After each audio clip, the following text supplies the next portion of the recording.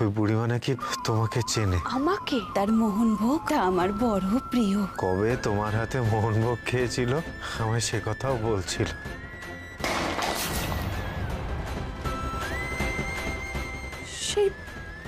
সেই বুড়িমা তোমাকে এসব বলে গেছে? না বললে আমি আর বলছি কেন গৌরী?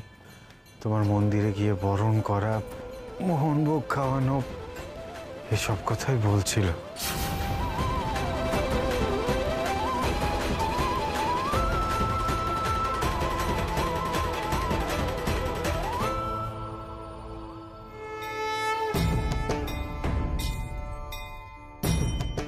কি হলো গরিব, চুপ করে আছো কেন? কি ভাবছো?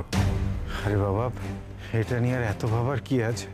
উনি হয়তো বানিয়ে কিছু বলেছেন আর কি। সব কিছু সত্যি, আমি এখন সব বুঝতে পারছি। কি বুঝতে পারছো গরিব? কি সত্যি? তোমার সত্যি অভিশাপ লেগেছে ডাক্তারবাবু। তুমি আমাকে বলো তো, তুমি কি করেছো? বড় মা তো কাউকে এমনি এমনি শাস্তি দেয় না। গরি, আবার সেই বাজে কথা শুরু করলে। তুমি ওই গ্রামের লোকগুলোর মতো কথা কেন বলছো বলো তো? তোমার বড় মা কি তোমার কানে কানে বলে গেছে যে আমার অভিশাপ লেগেছে? গরি, আমার অসুখ হয়েছে, অসুখ। এ কোনো অভিশাপ নয়। আগেও যেরকম ভাবতো লোকজন যে অভিশাপের ফলে কুষ্ঠ হয়, আসলে শরীরে লেপ্রোসির জামগুলো ঢুকলে তখন কুষ্ঠ হতো। সেরকম আমারও কিছু একটা জাম ঢুকেছে গৌরী, আর তার জন্যই অসুখ হয়েছে। তোমরা এখনো সেই মান্ধাতার মনে পড়ে আছো।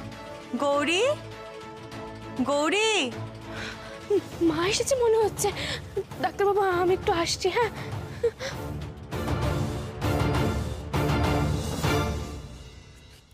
কি দেওঘর? আচ্ছা, দেওঘরের নাম তো এর আগে শুনিনি।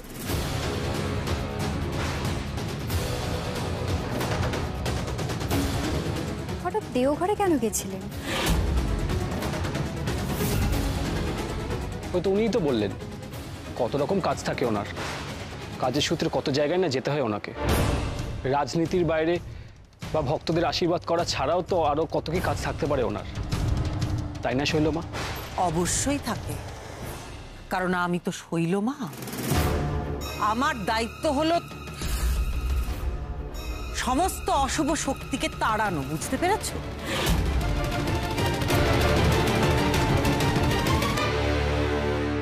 তার জন্য দেওঘর কেন, যেখানে আমার যাওয়ার প্রয়োজন আমি সেখানেই যাব।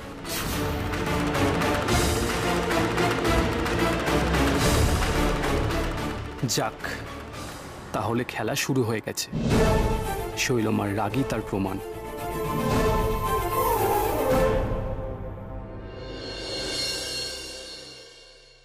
মা,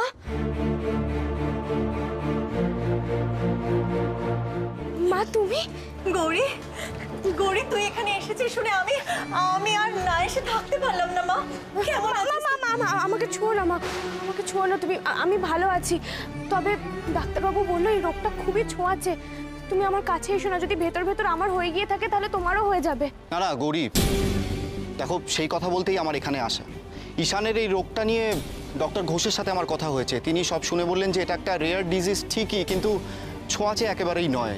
তাই তুমি যে ঈশানের কাছে আছো তাতে যে তোমারও হবে সেটা কিন্তু নয়। তার মানে ওই রোগটা শুধু ডাক্তারবাবুর হয়েছে, গ্রামের আর কারোর হয়নি? আচ্ছা, যে অভিশাপের কথা শুনেছি সেটা কি গো মা? গৌরী, ওসব কথা এখন থাক মা, তুই বরং ওপরে যা, দেখ যে জামাইকে কি করে কি ভালো করে তোলা যায়। মা, তোমার জামাইকে সুস্থ করতে গেলে আমাকে সবটা জানতে হবে। তুমি আমাকে বলো, ডাক্তারবাবুর হঠাৎ অভিশাপ লাগবে কেন? কি বলি বলতো মা, তুই তো জানিস বড় মায়ের বিশেষ পুজো উপলক্ষে এখানে একটা বড় শোভাযাত্রা বেরোয়। সেই শোভাযাত্রায় জামাইয়ের গাড়ি বেশ খানিকক্ষণ আটকে ছিল, তাই জামাইয়ের মাথা গরম হয়ে যায়। জামাই রাগ করে ওই বড় মায়ের ছবি, ঘট সব ছুঁড়ে ফেলে দিয়েছিল।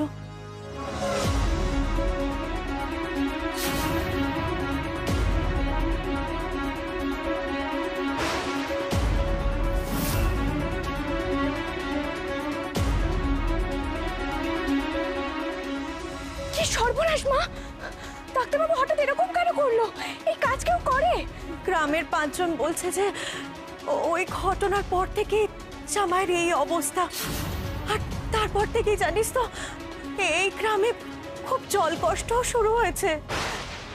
মাকে ধীরে ধীরে শান্ত করতে হবে, একবারে হবে না।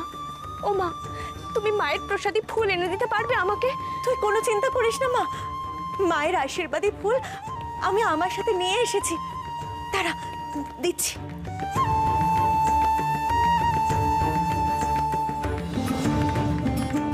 কোনো চিন্তা করিস না, দাও। এনে। তুই এবার একটু ভালো করে দেখ মা, কি করে জামাইকে তাড়াতাড়ি সুস্থ করে তোলা যায়। আমি তো দিন রাত বড় মায়ের কাছে প্রার্থনা করছি, মা গো তুমি তাড়াতাড়ি জামাইকে সুস্থ করে দাও মা, সবকিছু আবার আগের মতো ঠিক করে দাও। ঠিক আছে মা, তোমরা এখন এসো। আর মনে রেখো, কেউ যেন জানতে না পারে আমি বাইরে এসেছি, কেমন? আসছি।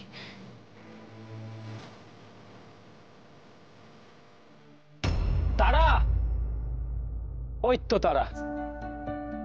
কিরে, কেমন আছিস? কাকা, তুমি এসেছো, খুব ভালো হলো। কেন রে, কি হয়েছে? মাকে এক্ষুনি বলতে হবে পুণ্যিপুকুর পুষ্পমালা ছড়াটা। আচ্ছা, তাই বুঝি? এই ছড়াটা বলা এতটা ইমার্জেন্সি? খুব। দেখো না, বাড়ির সবাইকে জনে জনে বলছি, কেউ মাকে ফোন করছে না, আমিও বলতে পারছি না ছড়াটা। আচ্ছা তারা, মা যদি ওখানে ব্যস্ত থাকে? থাকুক, আমার মাকে বলা খুব দরকার। আচ্ছা, তাহলে তো মাকে ফোন করতেই হবে। তারা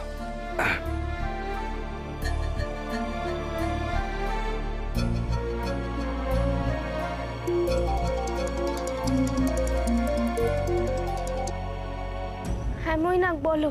হ্যাঁ গৌরী, আচ্ছা ডাক্তারবাবু কেমন আছে আর ওখানকার অবস্থা কি? ডাক্তারবাবু এখন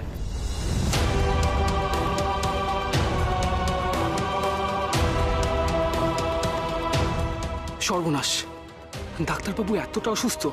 ও কাকাই, কি হলো? আমাকে ফোনটা দাও, তুমি তো দেখছি নিজেই কথা বলছো। হ্যাঁ দি। আচ্ছা গৌরী, তোমার মেয়েকে ফোনটা দিচ্ছি, ও তোমাকে খুব জরুরি একটা ছড়া শোনাবে, নাও। হ্যালো মা। হ্যাঁ মা, বল। আগে ছড়াটা শোনো। পুণ্যিপুকুর পুষ্পমালা, কি পূজে রে ভোরের বেলা, আমি সতী লীলাবতী, পূজে হব ভাগ্যবতী। ও মা, এ তো পুণ্যিপুকুর ব্রত রে। কে কথা বলছে গৌরী? তারা? হ্যাঁ, দাঁড়াও, তুমি তারার সাথে কথা বলো। দাঁড়াও, আমি স্পিকারে দিচ্ছি, নে তোর বাবার সাথে কথা বল। এ না। বাবাই, তুমি কেমন আছো? কবে আসবে বাড়িতে? আমি ঠিক আছি মা, যখন সময় হবে আমি ঠিক আসবো। তারা, তুই তুই ঠিক আছিস তো মা? জানো বাবাই, তোমরা নেই বলে ভেবো না যে আমি পড়াশোনা করছি না, আমি কিন্তু মন দিয়ে পড়াশোনা করছি। আমি এরকম কিচ্ছু ভাবছি না মা, আমি তো জানি তুই আমার সোনা মা, তুই একদম দুষ্টুমি করিস না। যখন আসবে আমার জন্য চকলেট আনবে কিন্তু। হ্যাঁ সোনা, আমি আনবো। আচ্ছা, রাখছি। কোনো চিন্তা করিস না, তোর বাবাই খুব তাড়াতাড়ি চলে আসবে।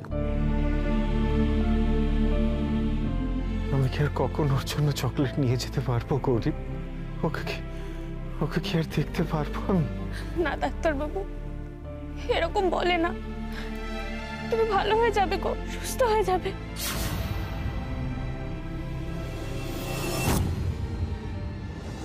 না, বড্ড ভুল করে ফেললাম আমি। আমারই উচিত ছিল রাতের বাস ধরে চৌপাহাড়ি চলে যাওয়া। গৌরী ওখানে একা হাতে কি সামলাচ্ছে না সামলাচ্ছে কিচ্ছু বুঝতে পারছি না। অ্যাটলিস্ট আমি থাকলে কিছুটা তো সাহায্য হতো। ভালো করে আমার কথা শোনো, আজকে আমার ভক্তরা আমার আশীর্বাদ নিতে আসবে।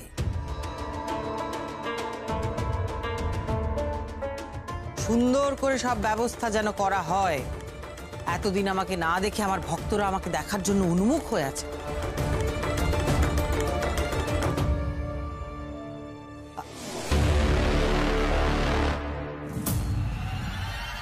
কি তুমি এখানে? কি চাই তোমার এখানে? আমি শুধু একটি কথা জানতে চাই শৈলমা, আপনি দেওঘরেও কি ভক্তদের ডাকে সাড়া দিতে গেছিলেন? মানে ওদের সবাইকে আশীর্বাদ করে এলেন বুঝি?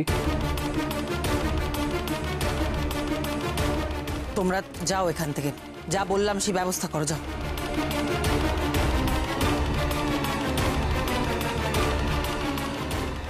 তোমার সাহস দেখে আমি সত্যি অবাক হয়ে যাই। কি ভেবেছো কি তুমি? আমারই নাকের ডগায় বসে তুমি আমাকে ভয় দেখাবে আর আমি হাত পা গুটিয়ে বসে থাকবো? ভয় মানে আমার এই সামান্য কথা আপনি ভয় পেয়ে গেলেন? ছি ছি, আপনি কি সব বলছেন? আমি আপনাকে ভয় দেখাতে যাব কেন? মানে আমি তো আপনাকে একটা নির্দোষ প্রশ্ন করেছি শুধু। একদম আমার সঙ্গে চালাকি করার চেষ্টা করবে না, বুঝেছো? তুমি কে? তোমার তোমার নারী নক্ষত্রের খবর আমার কাছে আছে, তোমার কীর্তিকলাপ সব আমার হাতের মুঠোয়, বুঝেছো? না শৈলমা, আপনি আমার সম্পর্কে অনেক কিছুই জানতে পারেন, কিন্তু আমার সঠিক পরিচয়টাই জানেন না এখনো।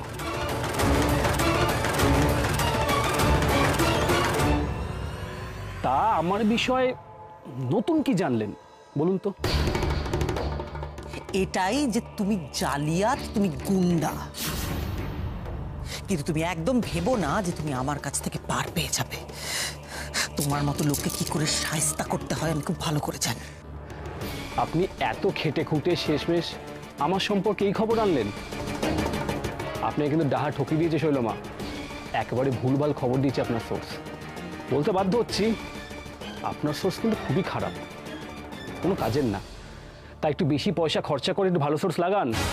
দেখুন, দেওঘরে কিন্তু আমারও বেশ ভালো কানেকশন আছে, যদি দরকার হয় আমাকে বলতে পারেন একবার,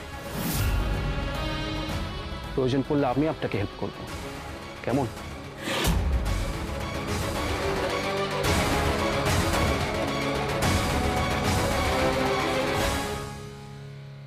আমায় মিথ্যে সান্ত্বনা দিচ্ছ তুমি গৌরী। আমি একজন ডক্টর গৌরী। আমি বুঝতে পারছি, আমার শরীরটা আস্তে আস্তে বিকল হয়ে যাচ্ছে গৌরী। এরপর আমি পুরোপুরি অন্ধ হয়ে যাব, আর তারপর ধীরে ধীরে আমার মাল্টি অর্গান ফেলিওর হবে, তারপর হয়তো দেখবে আমার হার্টবিটটাও থেমে যাবে। চুপ করো ডাক্তারবাবু। কি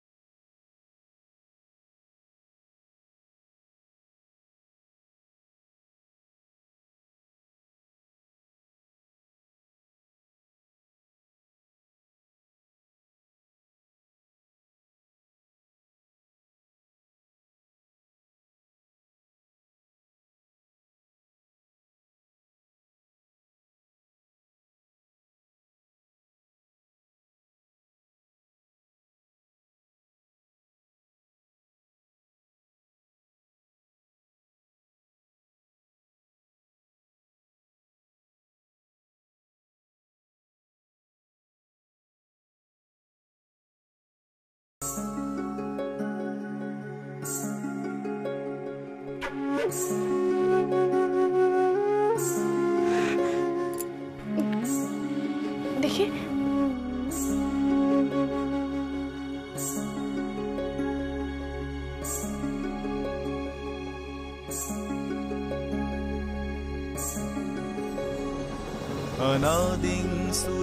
হে বড় মা, কৃপা করো, আমার স্বামীর চোখে দৃষ্টি ফিরিয়ে দাও মা। আমার প্রার্থনা তুমি রাখো মা। আমি তোমার প্রসাদী ফুল ডাক্তারবাবুর দু চোখে ছুঁয়ে দিলাম। কি হলো গৌরী? আরেকটা কিছু দিলে মনে হলো। তুমি কি আমার চোখে কিছু বুলিয়ে দিলে? আমার প্রার্থনা ডাক্তারবাবু। মানে আর কি? আচ্ছা তুমি বলো, আর কোনো ওষুধ আছে? তাহলে একেবারে আমি দিয়ে বসবো। না গৌরী, তুমি একটু আমার পাশে বসো।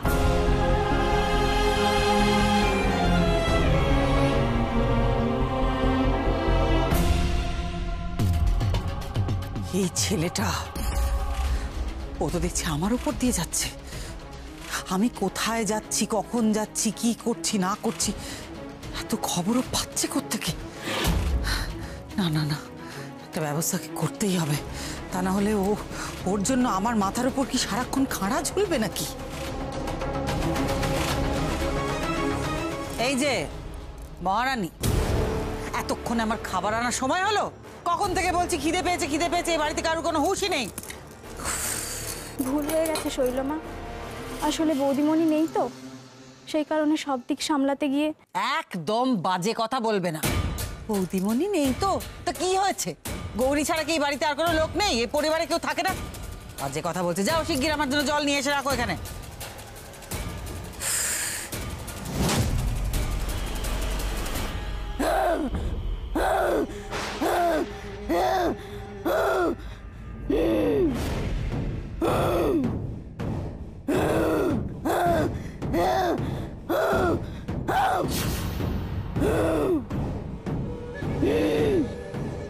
মালতী, ওরে বাবা রে, যা যা, ও কে আছো? ওরে বাবা, এই ওরে বাবা, এই দেখো।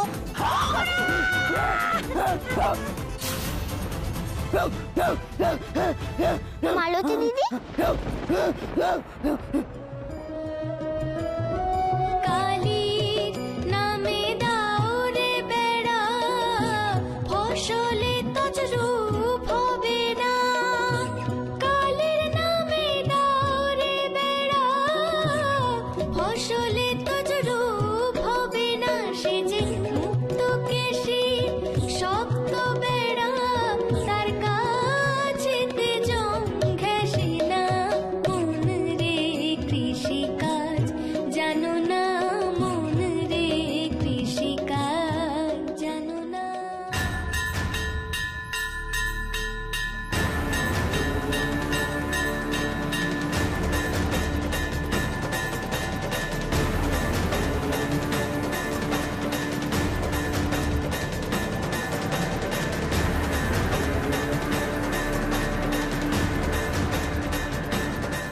আমার কি হয়েছিল গো?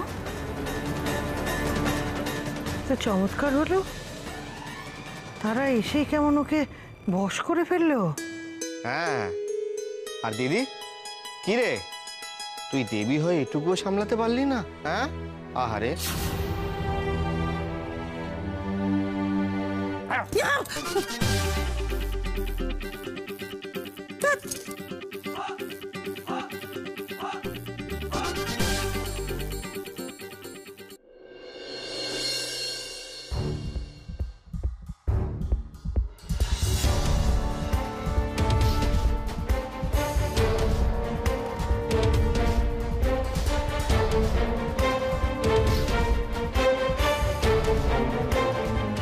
এই সময় মন্দির ফাঁকা থাকে, ডাক্তারবাবুর জন্য বড় মার পা ধোয়া জল নিয়ে যাব, কেউ আমাকে দেখতে পাবে না।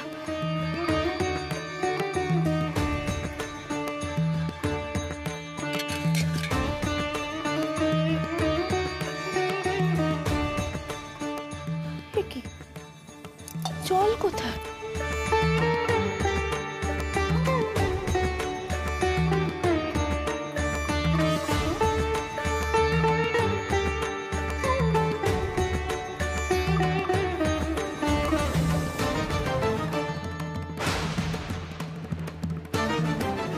কি, কোথাও তো এক ফোঁটা জল নেই, কিন্তু চরণামৃতর জন্য জল তো লাগবেই।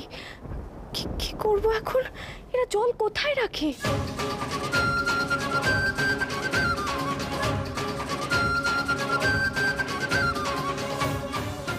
আপনি কি খুঁজছেন? জল? হ্যাঁ, একটু জল খুঁজছিলাম। আসলে আমার স্বামীর জন্য চরণামৃত নিয়ে যাব। আপনি কি এখানে নতুন? আপনি এই গ্রামের মানুষ নয় বুঝি? এই গ্রামে শুধু মন্দিরে কেন, কোথাও জল পাবেন না। মায়ের রোষে খাল বিল পুকুর সব শুকিয়ে গেছে। ওই দূর গ্রাম থেকে আমাদের সবাইকে জল আনতে হয়। এই জলের অভাবে দেখবেন একদিন গ্রামের সব লোক পালিয়ে যাবে, গ্রাম মরুভূমি হয়ে যাবে।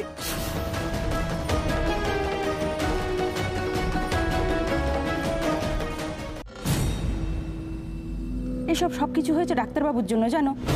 তিনি যদি রাগ না করে অমন না করতেন তাহলে বোধহয় মা রুষ্ট হতেন না। মাঝখান থেকে ডাক্তারবাবুর জন্য আমাদেরই ভুগতে হচ্ছে।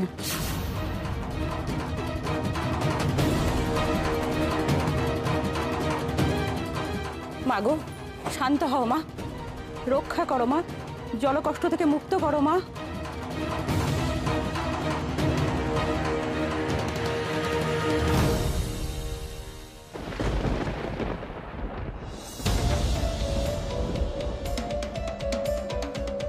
আমার যেন কেমন একটা মনে হচ্ছে।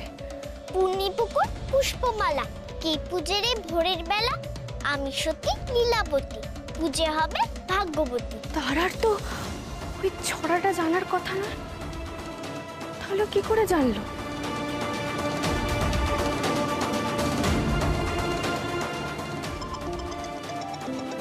গৌরী ফোন করেছে।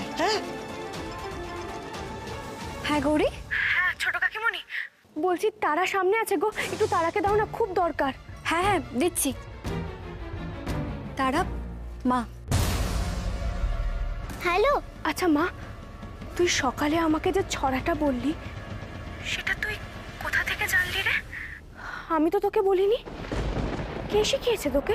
কেন মা, ছড়াটা আমাকে তোমার মা, আমার মা, সবার মা, বড় মা শিখিয়েছে।